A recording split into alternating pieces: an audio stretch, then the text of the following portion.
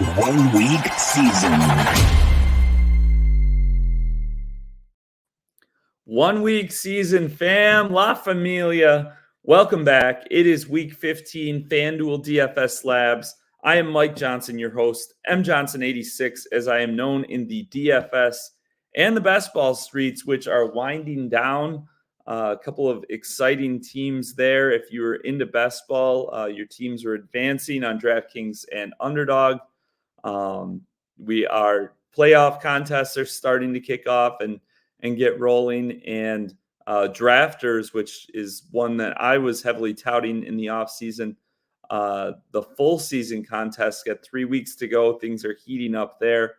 Exciting stuff. We had a fun week 14, week 15 now, week before Christmas. We've got the 3-game Saturday slate, which we will have lots of content provided for you guys once again, and be able to, utilize a lot of the late swap strategies that we talk about. There's just such a unique element to that Saturday slate, similar to Thanksgiving. So if you're playing that, we have you covered. And with that said, we'll get into the week 15 main slate. Going to bring in my esteemed colleague, Maximus. How are we today? Doing pretty good. Thanks. How are you?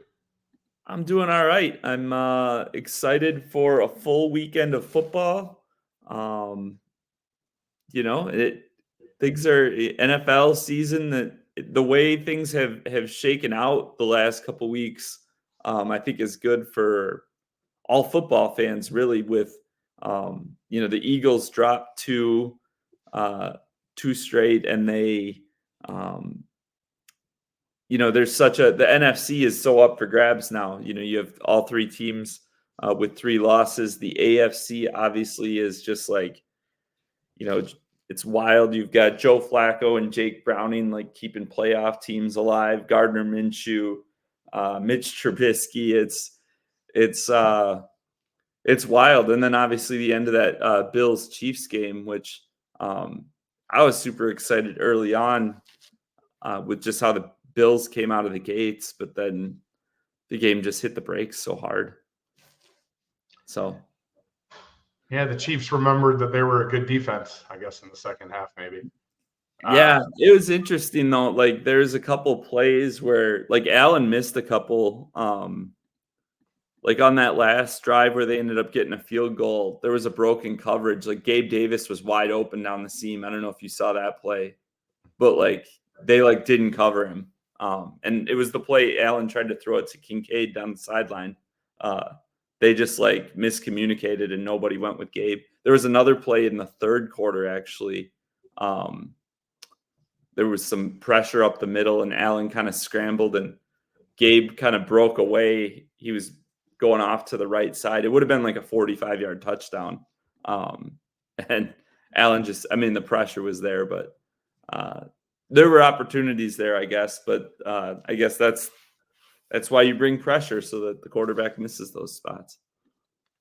Yeah, it's been about 3 weeks in a row. Davis could have had a big day where there was some miscommunication between him and Allen. The Philly game, obviously, in overtime. And, man, he's set up in so many good spots if they could just get on the same page, which hopefully, because he's actually a part of the practice build, they will this week. So, yeah, definitely. With that said, I'm going to pull up quickly. We'll get right into it this week. Last week we went a little long, so we'll get into it this week right away. I'm going to share this week. You're actually playing in a different contest, a 3-max contest on FanDuel, $25,000 prize pool. You can put up to 3 entries in, $15 entry fee. So a little easier on the bankroll there. First place, still $2,500. Obviously, there's to still have a similar first place prize at a lower price point, you've got to have a lot more entries. So about a 2,000 person size field. So getting a little bit bigger there. So that, that's going to change some things with the dynamics of maybe what you need from a winning score, maybe, how you need to consider your build. But the structure you were going over with me before, really good. Over 25% of the prize pool gets paid out. Min cash is 2x your entry fee, which is really good.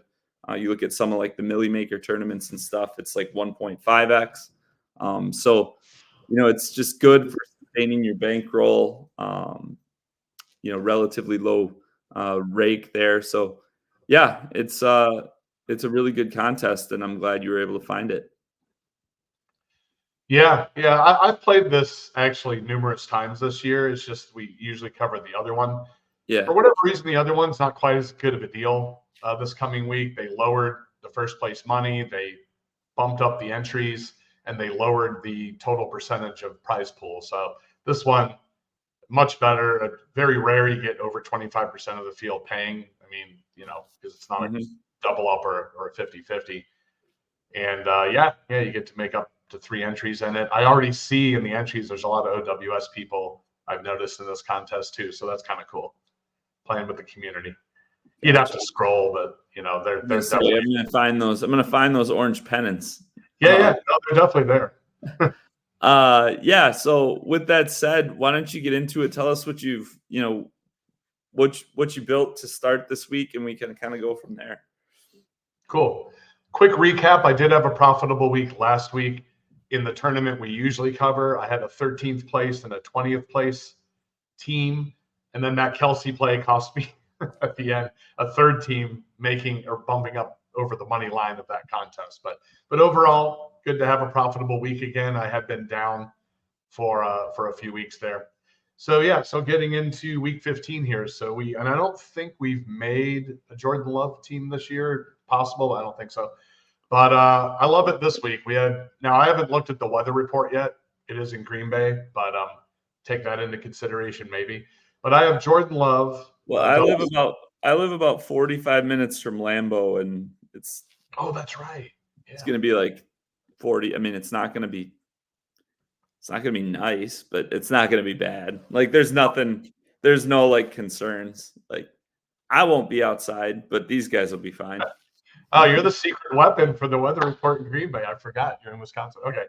So we have Jordan Love. That always sucks. Go ahead. Right. That's the nuts. That's the weather nuts, guys. If you're any Green Bay games, just defer to Mike. So I have Jordan Love double stacked with Jaden Reed and Tucker Kraft. Jaden Reed's just been not just a passing threat, but a rushing threat without Aaron Jones in recent times. Love is priced at 6,100. He did pop up with an injury. I think it's an ankle maybe. So obviously monitor that, but he did get in a limited practice. Who's that, Reed? Yeah, Jaden Reed. Yeah, they didn't even actually practice yesterday because of the short week. It was like an estimated. They basically were like, oh, he probably would have been limited if we went. So it's one of those weird NFL technicalities. Right. And then basically Tucker Kraft is finishing the stack. If you do read Mike Johnson's Fanduel course, usually when it comes to tight ends, you want to go elite or you want to go cheap attached to a quarterback. Typically don't want to be in the mid-range as much, the way Fanduel strategy works. So I do like Tucker Kraft too. He actually had the longest pass play for the Packers in their previous game. Yes, I was going to mention as a caveat, Aaron Jones. So he did get a limited practice in. He's the same price as Jaden Reed. Unbelievable. Or I think he's $100 different. I can't believe he's 6,200. If he's a full go, and looking at the Buccaneers injury report, we have Carlton Davis did not play on Wednesday with a groin. We have Jamel Dean did not play on Wednesday with an ankle and a foot. And we have Vita Vey did not play on Wednesday with a toe injury. So if that stays the way it is, then wheels up, maybe even on Aaron Jones, although the only thing I hate about Aaron Jones is he just doesn't get, for whatever reason, the usage that somebody of his talent should get with the touches. But another way you can approach this is definitely love Aaron Jones and Jaden Reed, and you can still kind of feel the similar team to what I have currently. But in any case, so we have Jordan Love, Jaden Reed, and Tucker Kraft. No bring back on this one. However, I will point out Chris Godwin, he's in consideration for me now. He had 4 deep targets last week, which was his season high. And he had 11 overall targets. He out-targeted every other pass catcher on the Bucs, but he did show up with an injury. So got to watch that. A lot of injuries going on. But I do like Godwin as a possible bring back to that stack. He's like $2,100 less than Evans at this point. So interesting possibility there. But for these purposes, we no bring back. Then as far as the 1 o'clock players, we have Derrick Henry. What can you say? Smash spot. He's played the Texans in his career 12 times. Unbelievably, he averages a touchdown a game. So he's at home in Tennessee. Probably no CJ Stroud, the way it's looking for Houston.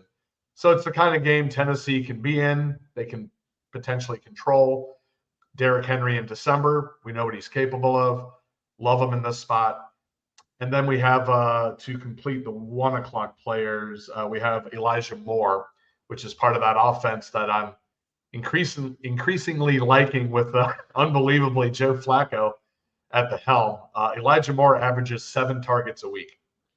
So he's on the field, he gets targeted, got to deal. He's obviously the second fiddle to Amari Cooper, but at 5,700, realistic chance I can see him getting a touchdown or two against the Bears. You can't run on the Bears.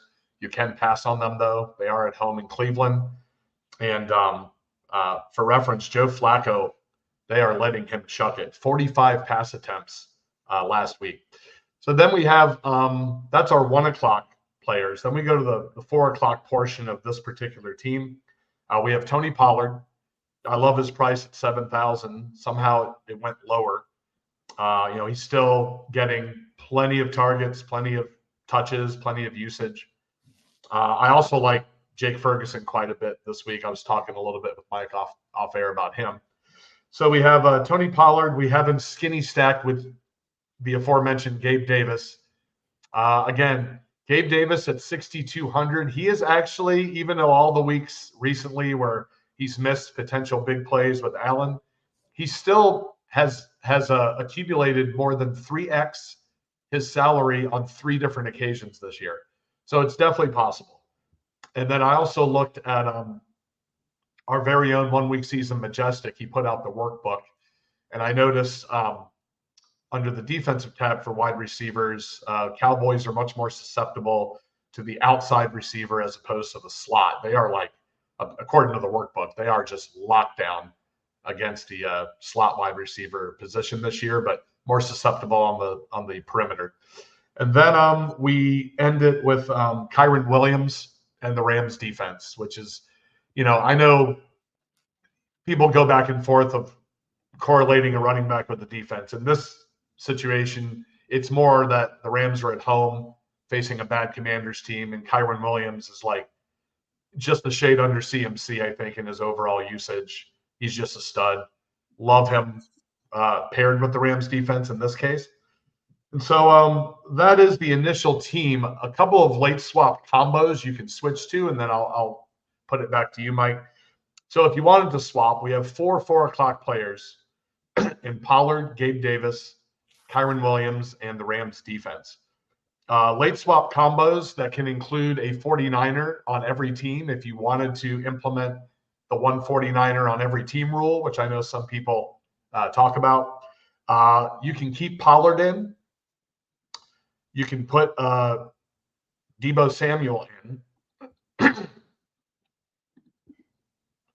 for the wide receiver spot. You can put James Cook as your flex, which I love James Cook over the last few weeks.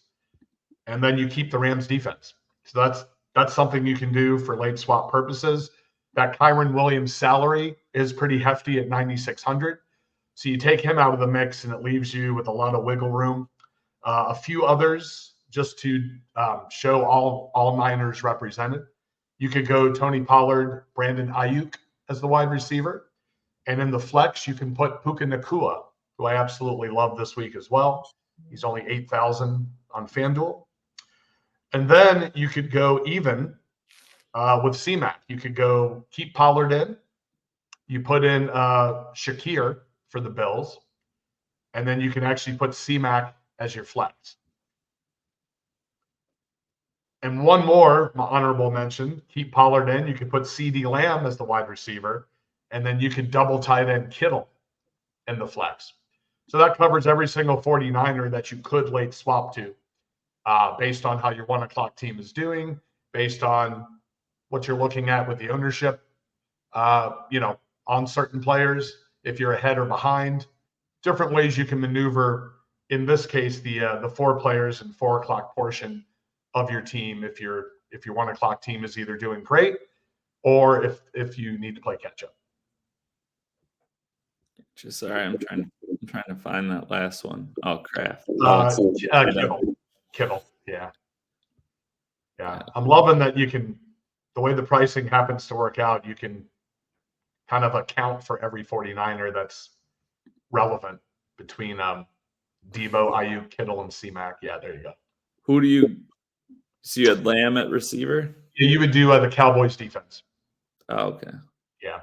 Oh, Cowboys. That's the only one where the defense would be different if you did that round. That's one of my more least favorite ones, but it's just accounting for every Niner, as a late swap option. Yeah. Or on that, you could go Diggs. You could go Diggs and 49ers defense. Diggs, I looked up, he has not reached 3x his salary on any week this year based on his salary. So, and like I said, that's in looking at that, in taking a glance at the workbook chart and some other areas too. That's a little bit of a tougher spot. He's talented. He's always capable, of course. And to your point, just gonna say, I had a conversation on Discord about this like a week or two ago, because I forget who it was. People were saying, "Oh, it was before it was Laporta had the monster game," and people were like, "Yeah, but he had no ceiling." It's like, well, just sometimes the ceiling, like sometimes you don't know the ceiling until it's there. Like, would it be that surprising? Really all it takes is just Diggs needs a 2 touchdown game, right? He has one time, he has the 30-point game against the Dolphins. He scored 33 against the Dolphins. Oh, I didn't see that. Okay. Yep, I stand corrected. It looks like it's not as big because it's exactly 33, so it doesn't have the decimal. Yeah. So it looks like a 2-digit number. Yeah, definitely account for him too then, and you can do that with the way the 1 o'clock portion is. So that's good point. Yeah, honestly, of all the different ways you're looking at it, I think so. Like, I don't think Kyron's like a bad play, but he takes up a lot of your salary for. I don't know. Washington's pass defense just feels like it's going to get beat up so bad every week at this point. So like I don't think he's a bad play. It's just he's so expensive. Him and CMC are so expensive. He is. And this is where also just like thinking about how you're building for a different tournament this week too. So it's a bigger size field. So I think that's relevant.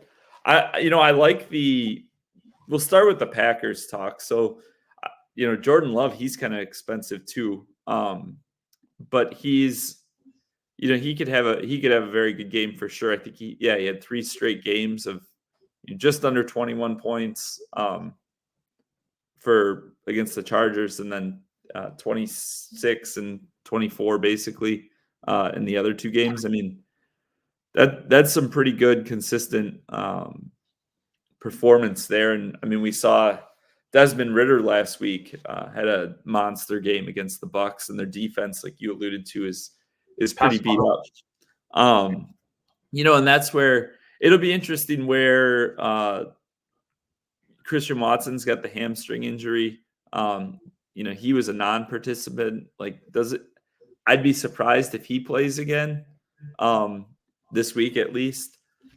So clearly Jaden Reed is kind of almost to a fault. Like, they ran that stupid end around on the 2-point conversion play. They're like trying really hard to get the ball in his hands. They probably need to find some different ways to do it. I think people have figured out the end around play. But for our purposes, at 6,100, a guy who's, the leading target earner on his team in a great matchup at a low price. And he's also getting those scheme touches, which, are extra ways to get into the end zone, extra ways to pick up a couple fantasy points just on the ground. So, he's a priority guy to get the ball to. So I think that's good. And then, like you talked about, Kraft is cheap. He's seen, what do we got? The last 2 weeks he saw, his first week without Musgrave, he caught 2 passes. One was a touchdown. And then his last 2 weeks, he's averaging 5 targets. A couple of the plays were he had a 40-yard catch on Monday night, so he's got some big play ability for his position too. So really like that play. So I like that core stack, and it takes care of your tight end position. So you can play a high upside guy like Kittle still, but you don't have to. There's some weeks where I feel like the tight end position is really tough, especially on FanDuel, because you can't rely on that cheap volume you can on DraftKings, where it's if this guy catches 4 passes for 50 yards, it's fine. So it's kind of nice having that taken care of, like you said, with the the correlated piece. So I think that's good. The one thing with this lineup that stood out to me is with Kyren, at his salary, it makes the receivers feel kind of thin, as a whole. I guess that's for the bigger size contests like this. Elijah Moore's not really his role isn't really one, and it never really has been one where he's a big touchdown scorer. Now he can make big plays. Obviously, Gabe Davis can make big plays too. But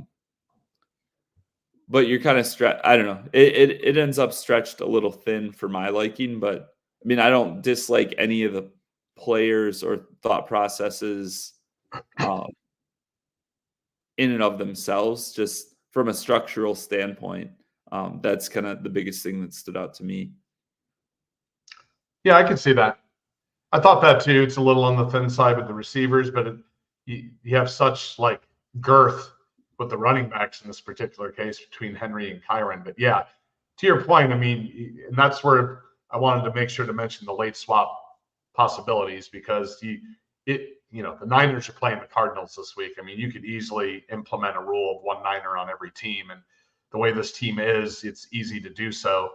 And that big salary, you can kind of shrink down to fit some Niners, and then, yeah, to your point, get a little more hefty, maybe in other spots, and give yourself some flexibility there. So yeah, definitely. And C-Max, another one, I love them, but yeah, 10,500 is just, there is ways, but you're definitely compromising. Yeah, you're giving to get. Yeah, well, and just by simply going down, even if you went down to, let's say, Rachaad White, so then you've got that correlation, which he's priced pretty nicely. Or I think you had mentioned, I don't remember if we were on air or off air, Godwin. Yeah. I think even at that, even if you went if you got off more, say you played Kyren and just get off Elijah Moore to get Godwin, because he's another guy where you talked about the price discrepancy between him and Evans. Now this is assuming he is able to play. But you talk about that price discrepancy. Well, he has not scored over 15 FanDuel points all year. So there's a reason he's priced where he is, but we know he's a capable player.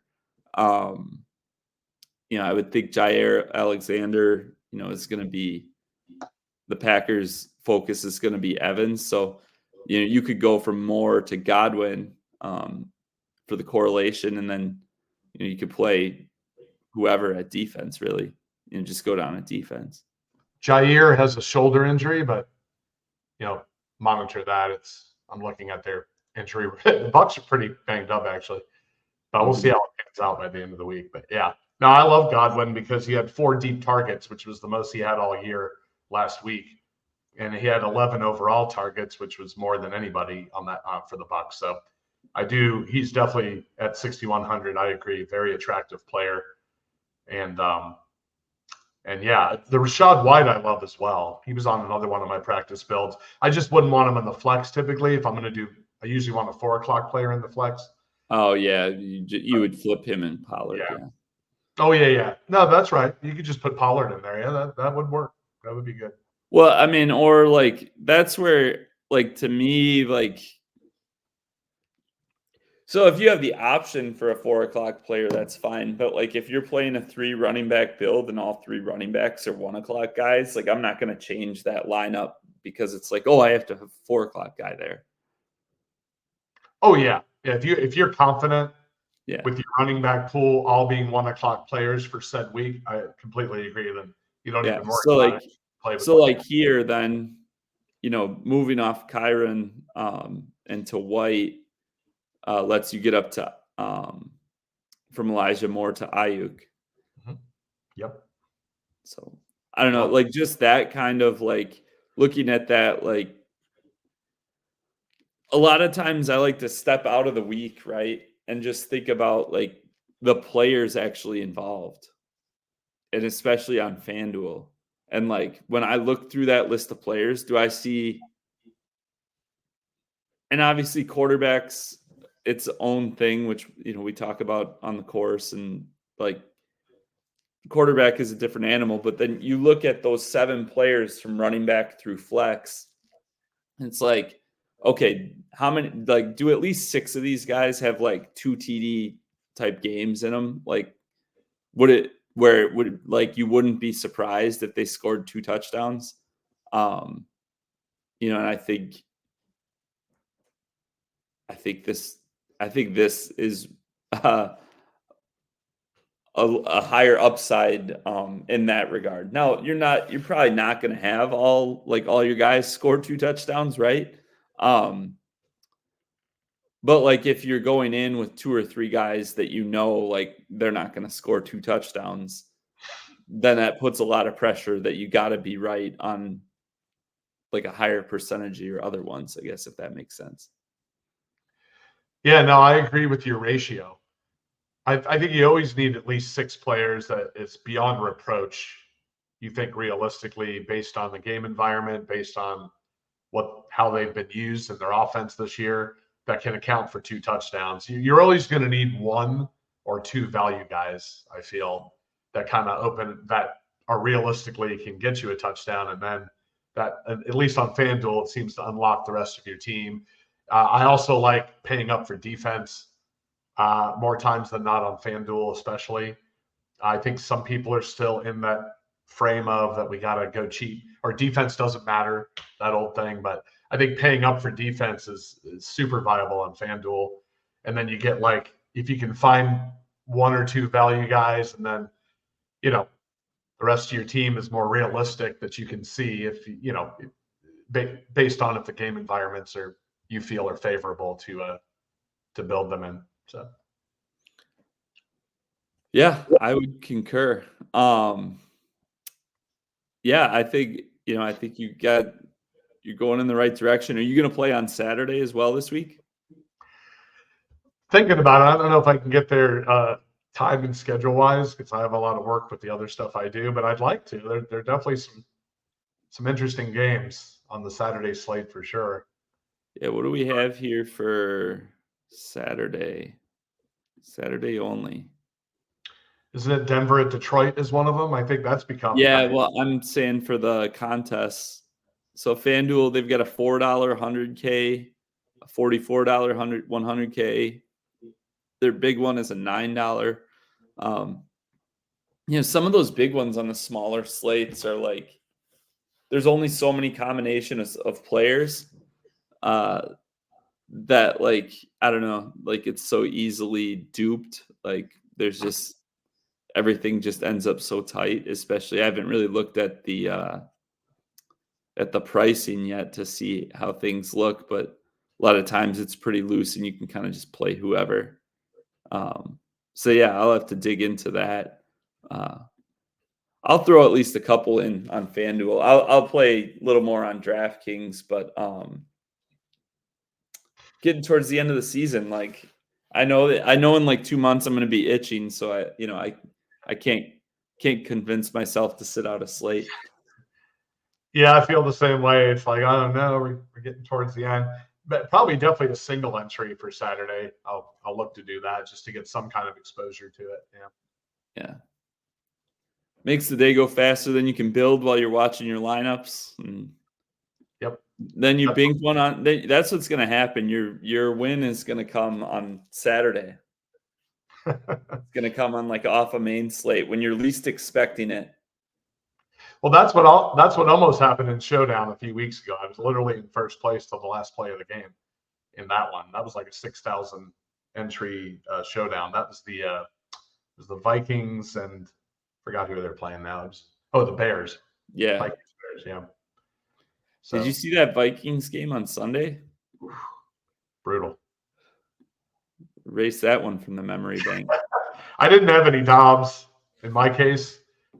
But I had a lineup in the flea flicker that was at 175 points after the early games, and it had Justin Jefferson and James Cook left. And it ended up, I think, like 18 points behind first. And obviously Jefferson went out, caught his first 2 passes for 27 yards, and then went out. So if he didn't even have to have a blow up game. If he just got like got to the 100-yard bonus, like 7 for 100, I would have won the flea flicker. Because he was only like 4% owned. I ended up finishing like 100th, and nobody ahead of me had him. So, by the way, our practice build quarterback was doing great, Brown, until he got injured. The injury bug continues on the. I'm starting to get a little worried about the Madden cover with our show. The last 2 quarterbacks we practice build have both got injured in game. So Browning was the last victim. But, yeah, didn't he? He's okay though, isn't he? I thought he came back in. Yeah, he's a Saturday this week. Yeah, but he came back in. Yeah, he came back in and threw. He was back in the game. They just ran the ball the rest of the game. Okay. He threw 1 pass to Chase Brown. Oh yeah, he's starting to become a thing. Yeah, maybe a decoy back in the game, and I forgot who the quarterback we had the week before. The week before Browning, he also got hurt in game. I forgot who it was now, but my condolences to Mr. Jordan Love. I know. Oh, please no. Well, we'll see. Everybody's going down this time of year, so and then like Herbert broke his finger, and so they had surgery. So now like Keenan Allen's not playing tonight. I would assume part of that is like, well, Herbert's out. We're out of the playoffs. He's old. Why push him on a short week? So that'll be interesting if like guys like that start getting shut down. Next week's show we'll probably have a few like super cheap value situations to talk about. So that's where those last 2 or 3 weeks, some knowing the teams well and kind of taking some leaps of faith on how they might handle certain situations can provide a pretty big edge. So that'll be fun to dive into with people. I know nothing about Easton Wick, so I need to study up. Stick? Isn't Easton Stick? Oh, Stick maybe. Yes. There you go. Yeah, Easton Stick. There you go. So I know nothing about Easton Wick either. Take your poison, guys, injury-wise. It looks like coming down the stretch here. All right. Well, we'll let the people go. Reminder to like and subscribe. Check it out. Check out the scroll. We'll have lots of content for you for both slates this weekend, as well as all the showdowns. Get your lineups in. Get to the top of those leaderboards. Best of luck building. I am Mike. He is Maximus. We will see you next week. 1 week season.